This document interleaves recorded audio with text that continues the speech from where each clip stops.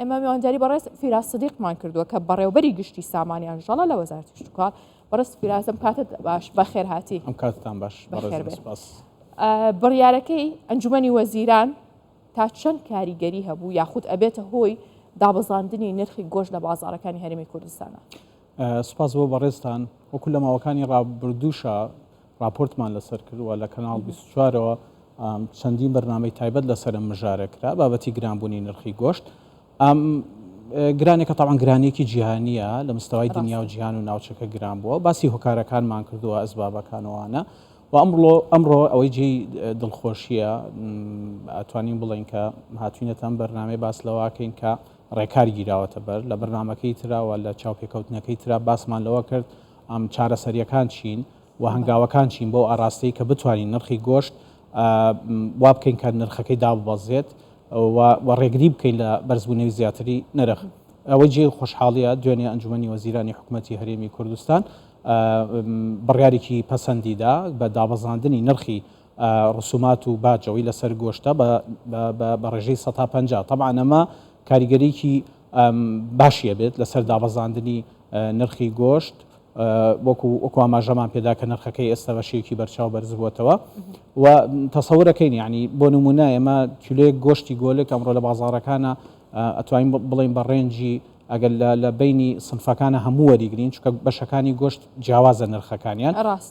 لە حدودی 16,000 بە هەموو جۆرەکانیەوە. ئەمە مساهمە ئەکات و یارمەتی دەرێ بێت بەوەی کە کاریگەری بێت بەوەی کە نرخەکە لە نێوان 2000 بۆ 3000 دینار لە هەر کیلۆیەکە دابەزێت. طبعا یەکێ لە ئەسبابە ڕئیسیەکان لە بەرنمەکانی تریشە ئاماژەمان پێدا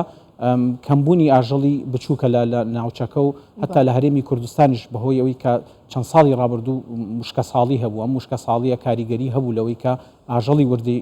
خۆماڵی بە تایبەت مەڕ و بزن ئەمانە ژمارەیان کەم بێتەوە و کاریگەری هەبێت لەسەر ئەوەی کە نرخی گۆشت بەرز بێتەوە جگە لە هۆکارە جیهانیەکان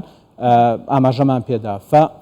بۆیە ئەو بازرگانی کە ئەکرێت زیاتر لە ئاژەڵی گەورەیە ئەم دابەزاندنی باجە و دابەزاندنی ڕسومات کەمکردنەوەی بۆ 150 کاریگەری بێت بەوەی کە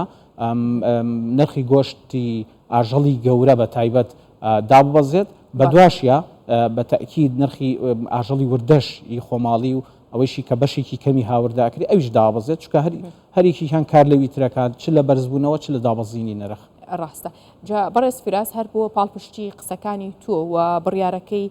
ئەنجومەنی وەزیرانیش بە لێخۆشبوونی ڕسوماتەکە بە 150 ئێمە هاوکارمان تەیفور محەممەد کە پامنێری کوردستان 24 لە سۆران بە دوواداچوونی بۆ کاریگەری بڕیارەکەی ئەنجومەنی وەزیران کردووە و لەبارەی دابەزاندنی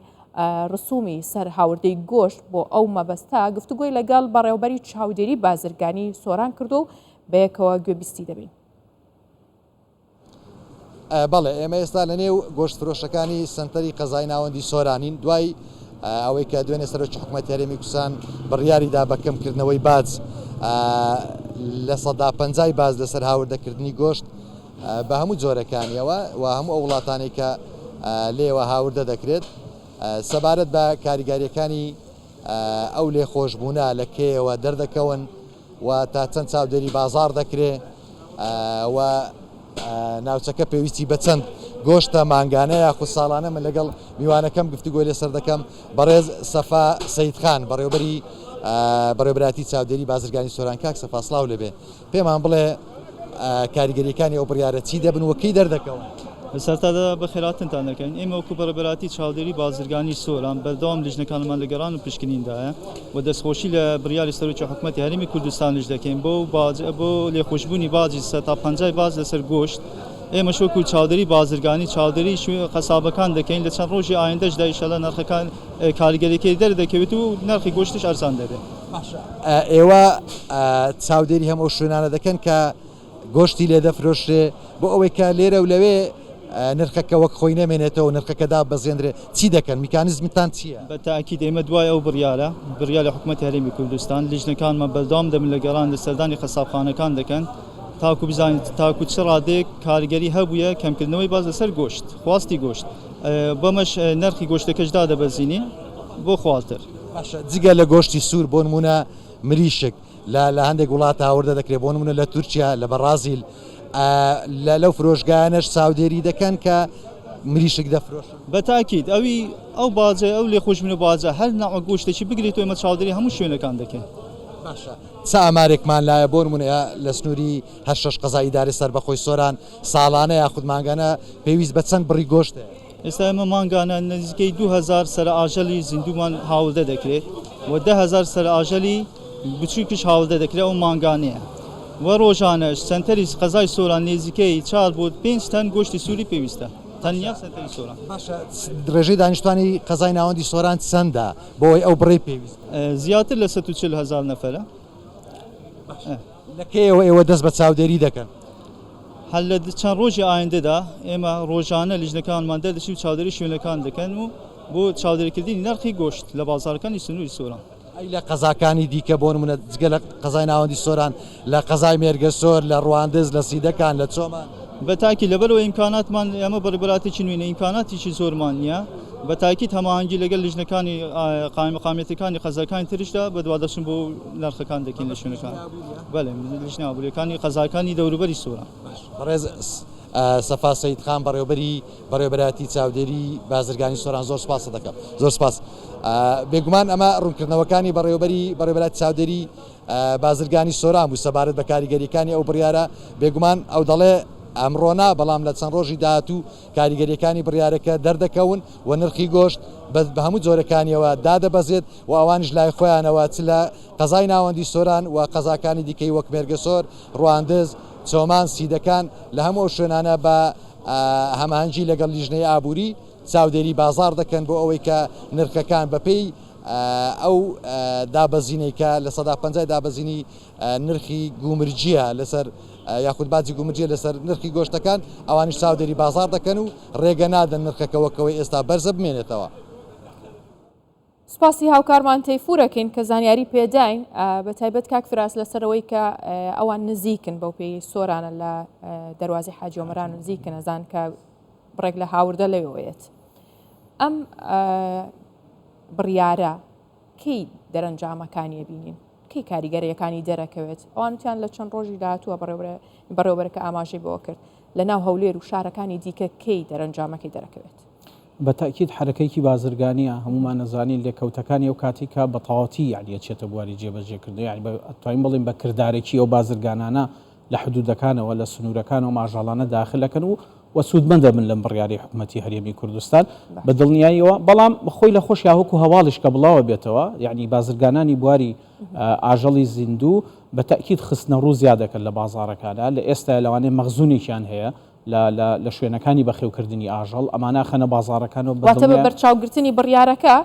خستنە ڕووی زیاتر بەتەکید جگە لەوە هاوردەکردنەکەش لە دەرەوەی وڵات لەبەرەوەی کۆمەڵێک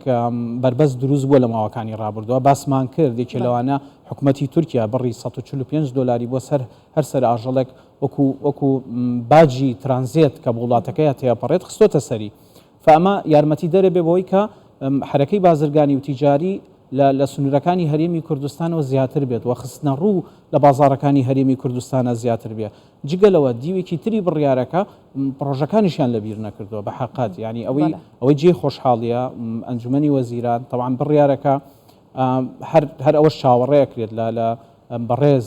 جەنابی سەرۆکی حکوومەتی هەرێمی کوردستان کە دیدگا و ڕویای جەنابیان ئەوەیە کە هاوڵاتی محوەر بێت هاوڵاتی چەق بێت و خزمەتەکان هەمووی چڕ بکرێتەوە هەر لە بیدایەتی کابینەکەەوە ئەم ئاماژانە و ئەم پەیامانەمان بینی و بەکردارێکیش ئەمانە وردە ئیبینین ئەمڕۆ کۆمەڵێ بڕیار کە ڕاستە و خۆ ڕەبتی بەو هاوڵاتیانەوەی کە دەخلیان مەحدودە ڕەبتی بە فەرمانبەرانەوە هەیە ڕەبتی بە خەڵکی ئاساییەوە هەیە و ڕەبتی بە ژیان و مامەڵەی ڕۆژانی خەڵکەوە هەیە بڕیارەکە جانبێکی دیکە و عمقێکی دیکەی هەیە ئەوەی جێی خۆشحاڵیە کە حتاوانی کە بۆ پرۆژەکان بۆ بەخێوکردنێ هێنن بۆ ئەوەی کە ئێمە بەرهەمی ناوخۆیش لەبیر نەکەین حقت